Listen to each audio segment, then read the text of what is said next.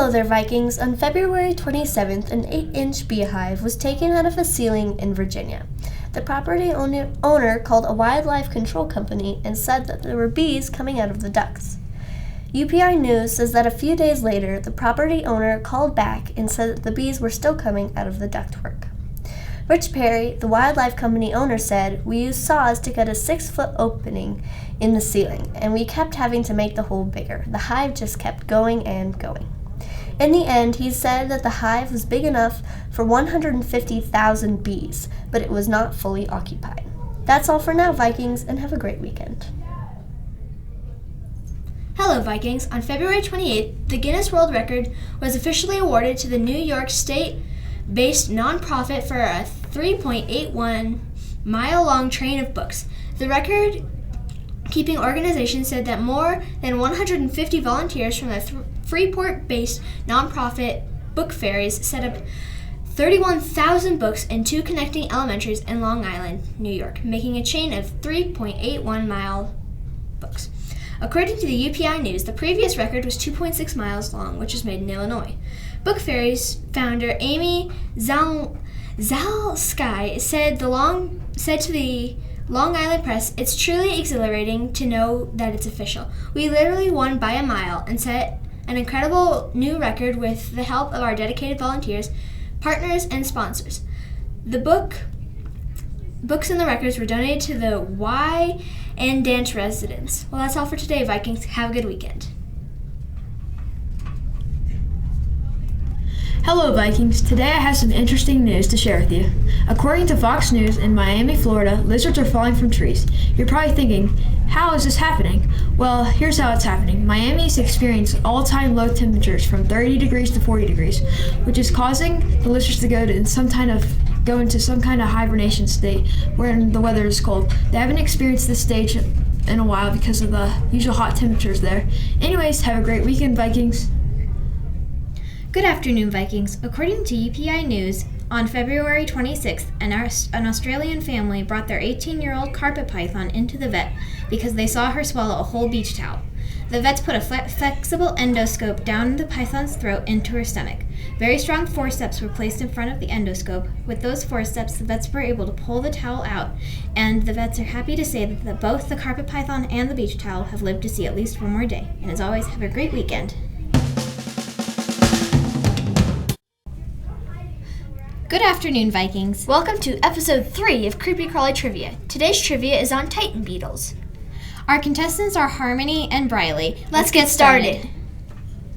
Question 1. Titan beetles are what? A, endangered, B, both A and C, or C, the world's largest beetle? Both B. A and C. You are both correct. What? Question 2. What do Titan beetles' larvae eat? A, decaying wood, B, other beetles, or C, plants? Decaying wood. You're both correct. Yeah. Question 3. Their jaws are strong enough to break through what? A, bricks, B, steel, or C, a pencil? C. B. Harmony was correct. Yes. Question 3. Question 4. Titan beetles don't do what in adulthood? A, fly, B, walk, or C, eat? Fly. Fly. You're both incorrect. It is What was C? 5. Titan beetles can grow to be how big? A, 6 inches, B, 3 feet, or C, 3 inches? 3 C. inches. You're both incorrect. It was A. 6 inches? Yes. Question big 6. bug. Where do Titan beetles live? A, Europe, B, South America, or C, Australia? Australia. I only remember C. So C. You're both incorrect. It was B. What was B? It was South America. Oh. I'm so smart. The winner was Harmony, and that wraps up episode 3 of Creepy Crawly Trivia. Have a good weekend, Vikings.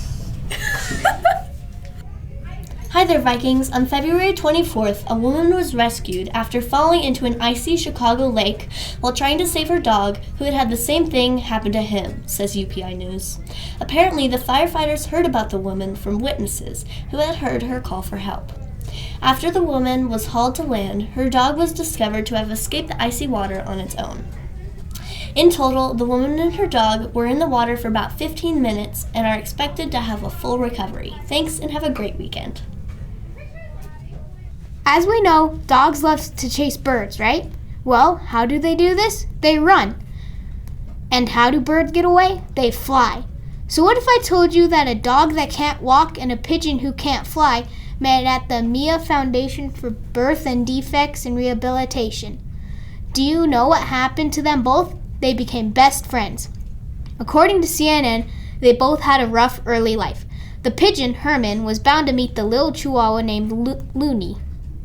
One of the attendants left them together for a little while. When he came back, they were both snuggling together. Well, that's all, Vikings. Have a great weekend. Enjoy the cute things. Hello, LESHER Vikings. On February 20th, a brain surgeon in London allowed their patient to play her violin while they performed the surgery to remove her brain tumor. Dagmar Turner, who is 53, was afraid that removing the brain tumor would cause her to be unable to continue her passion of the violin. Dr.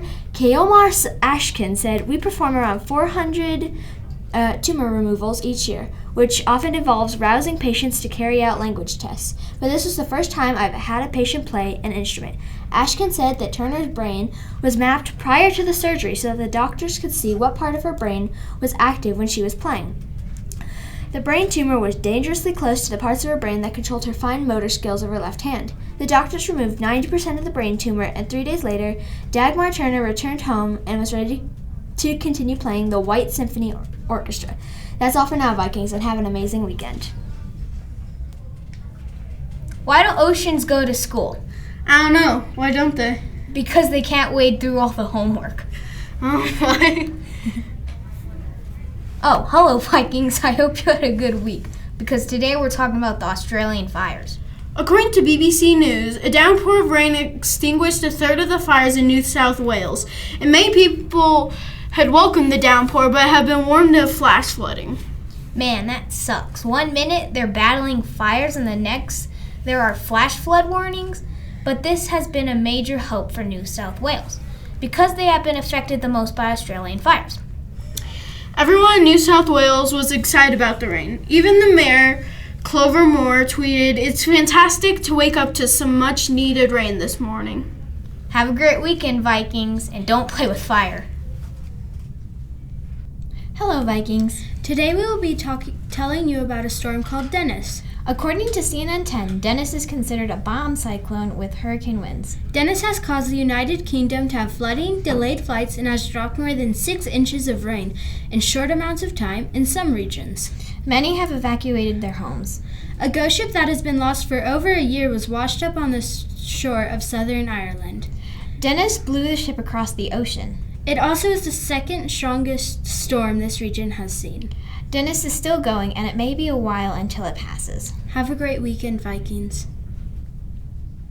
Happy Friday, Vikings. This week we got Monday off because of President's Day, so thank God we have presidents. Anyway, most of us were thankful for that day because we didn't have information crammed in our minds for 7 hours and 55 minutes. So this is my way to recognize presidents that saved us a lot of time. It's called President Trivia, or Presidential Trivia, whatever you want to call it. Starting... What? Wait, what? Oh. Okay, so apparently I already made a trivia about this topic. So yeah. Who cares? I present to you Presidential Trivia 2. Starting now. So, tell us your names. I'm Jackie. Zach. Great, let us start. Presidential Trivia. Question 1. True or false? President Abraham Lincoln kept his letters in his top hat. That's false. That's gotta be. Right? False. You are both incorrect. What? It's true. Question 2. Which president was famous for doing a mic drop? Is it A, Bill Clinton, Barack Obama. B, Barack Obama, or C, George W. Bush Jr.? B. Barack Obama. Mike dropped. You are both correct. It was Barack Obama. Question 3. Which president had a lock of President Lincoln's hair? Is it A, William Howard Taft, B, Andrew Johnson, or C, Theodore Roosevelt? Andrew Johnson. A. You are both incorrect. It was C, Theodore Roosevelt. Seriously? That's kind of... I know. Question 4. True or false? The S in President Harry S. Truman's name did not stand for anything. True. False. Jackie was correct. It was true. Question 5. Which president had a cat called Socks? Is it A, George Bush Sr., B, Calvin Coolidge, or is it C, Bill Clinton? The second one, B. B. You are both incorrect. It was C, Bill Clinton. Question 6. Which president had to ride a secret underground railroad to hide his disability? Is it A, Gerald Ford, B, Franklin Delano Roosevelt, or C, Herbert Hoover? Wait, C. A. You are both incorrect. It was B. What? Question 7. True or false? President Franklin D. Roosevelt is related to President Theodore Roosevelt. Wait. True. Oh. False. Jackie was correct. It was What? true. Again? Apparently, they were fifth cousins. Fifth. Yes. Lastly, question 8. Which president consumed squirrel stew? Is it A, James Madison, B, James Garfield, or C, George Washington? Garfield. Garfield. You are both correct. Jackie won presidential trivia. Congratulations. Most of the times you just Yeah. said the same. But Thank you. Good and job. As always, gotta Good eat job. those Cheetos. Howdy, Vikings! Recently, 8th graders did a project for U.S. history on the 3 branches of government. Most students made projects such as posters or pamphlets, though one 8th grader had a rather unique project. This is Nick Vansel's 3 branches project.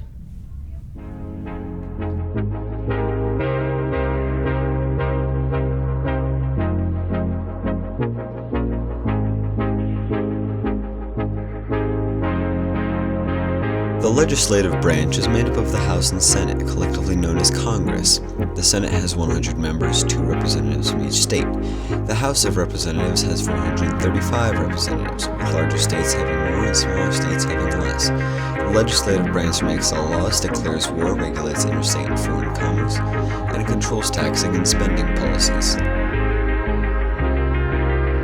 The legislative branch balances other branches and is in turn checked itself. It can approve presidential nominations and can impeach the president and remove them from office. While this branch can make laws, these laws can be declared unconstitutional by the judicial branch, or it can be vetoed by the president. However, the legislative branch can override a veto with enough votes. Congress can also impeach any of the Supreme Court justices and must approve the president's nominations for judges. In recent news, the legislative branch recently adjudicated the president during an impeachment trial, or, in other words, found him not guilty.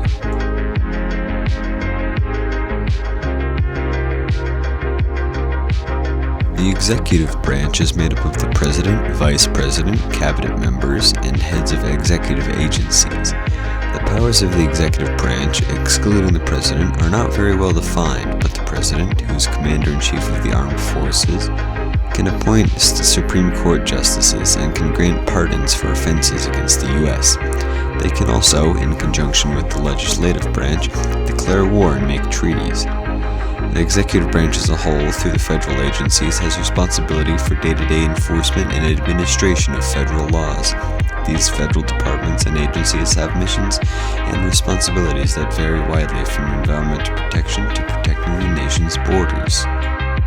The president in the executive branch can veto a law, but the legislative branch can override that veto with enough votes. The executive branch can declare executive orders, which are like proclamations that carry the force of law. The judicial branch can declare those acts unconstitutional. Last week, the President published Executive Order 13904, ensuring safe and lawful e-commerce for United States consumers, businesses, government supply chains, and intellectual property rights holders.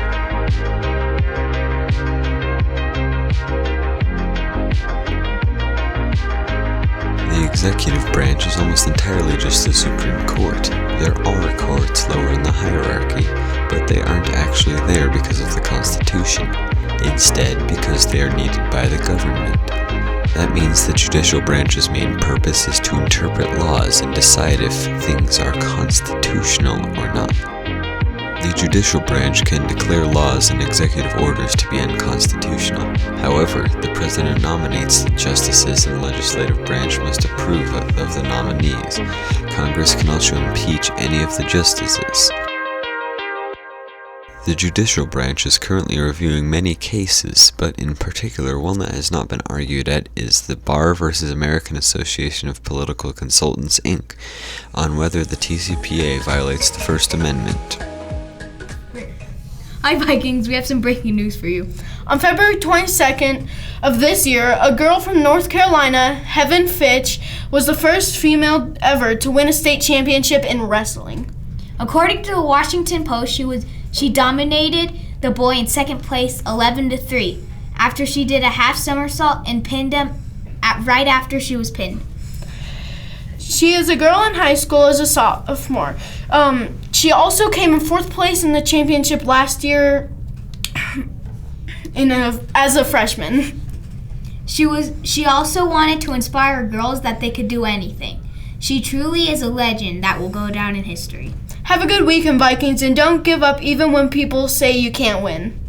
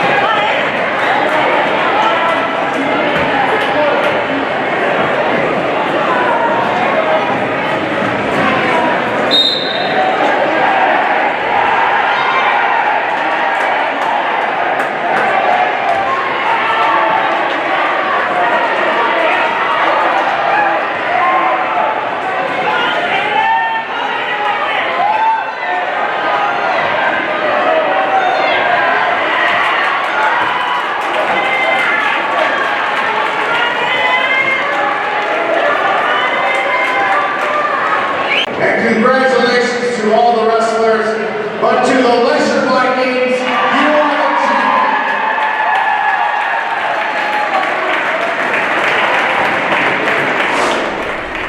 Hi Vikings, have you ever wondered where LESHER got its name? Well, it's actually named after David B. LESHER, one of PSD's older superintendents. Many PSD schools are named after people, but now you have the choice of naming the new school in PSD. It will open in fall of 2021. It is made through PSD's bond money from 2016. You can vote now in the Coloradoan. They will accept all votes until March 31st. The requirements are they have to be related to the PSD's education program, have a central office position, possibly be a Board of Education member, or have any significant achievement. That's all for now, folks. Have a great weekend. Happy Friday, Vikings. Here's a question for you. How long can you survive without your smartphone? A minute? An hour? Or a day? Some of you can't even survive a minute without your smartphone, but what if I told you there's a woman out there who did not touch her smartphone for an entire year? According to Inside Edition, Alana Mudgeon went without a year of not touching her smartphone or any smart devices. Some of you might be wondering, why would anyone do this? And to answer your question, she did this to earn $100,000 from the company Vitamin Water.